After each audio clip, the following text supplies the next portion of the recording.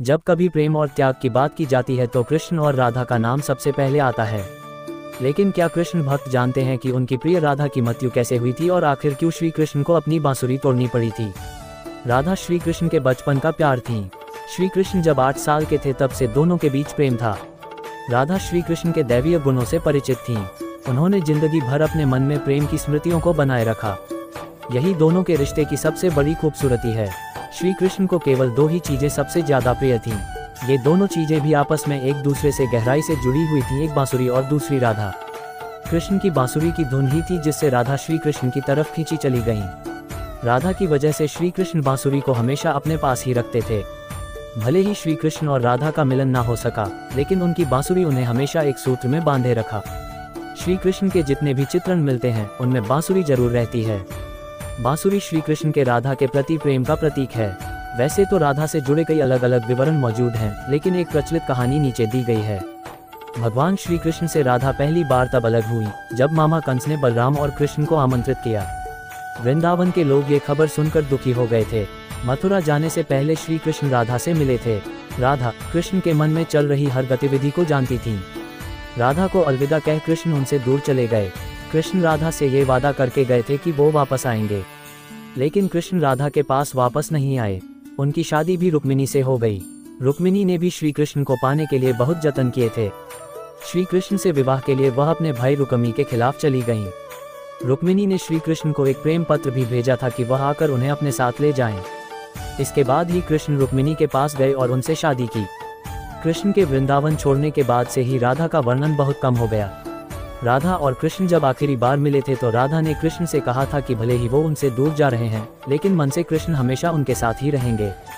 इसके बाद कृष्ण मथुरा गए और कंस और बाकी राक्षसों का वध किया। इसके बाद प्रजा की रक्षा के लिए कृष्ण द्वारका चले गए और द्वारकाधीश के नाम से लोकप्रिय हुए। जब कृष्ण वृंदावन से निकल गए तब राधा की जिंदगी ने अलग ही मोड़ ले लिया था। राधा की शादी एक यादव से हो गई।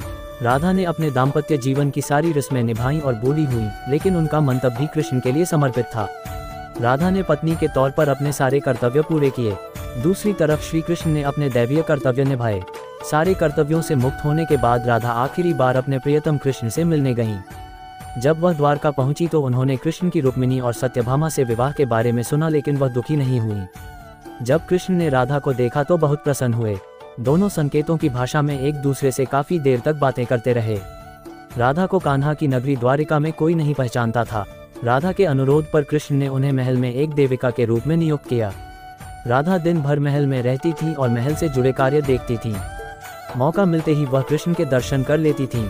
लेकिन महल में राधा ने श्री कृष्ण के साथ पहले की तरह का आध्यात्मिक जुड़ाव महसूस नहीं कर पा रही थी, इसलिए राधा ने महल से दूर जाना तय किया।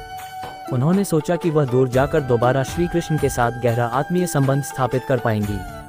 उन्हें नहीं पता था कि वह कहाँ जा रही हैं, लेकिन भगवान श्री कृष्ण जानते थे। धीरे धीरे समय बीता और राधा बिल्कुल अकेली और कमजोर हो गईं। उस वक्त उन्हें भगवान श्री कृष्ण की आवश्यकता पड़ी। आखिरी समय में भगवान श्री कृष्ण उनके सामने आ गए। कृष्ण ने राधा से कहा कि वह उनसे कुछ मांगे, लेकिन राधा ने मना कर दिया। कृष्ण के दोबारा अनुरोध करने पर राधा ने कहा कि वह आखिरी बार उन्हें बांसुरी बजाते देखना चाहती हैं। श्री कृष्ण ने बांसुरी ली और बेहद सुरीली धुन में बजाने लगे। श्री कृष्ण ने दिन रात बांसुरी बजाई जब तक राधा आध्यात्मिक रूप से कृष्ण में विलीन नहीं हो गईं। बांसुरी की धुन सुनते सुनते राधा ने अपने शरीर का त्याग कर दिया। कृष्ण जानते थे कि उनका प्रेम अमर है, बावजूद वे राधा की मृत्यु को बर्दाश्त नहीं कर सके। कृष्ण ने प्रेम के प्रतीकात्मक अंत के रूप में बांसुरी तोड़कर झाड़ी में फेंक दी। उसके बाद से श्री कृष्ण ने जीवन भर बांसुरी या कोई अन्य वादक यंत्र नहीं बजाया।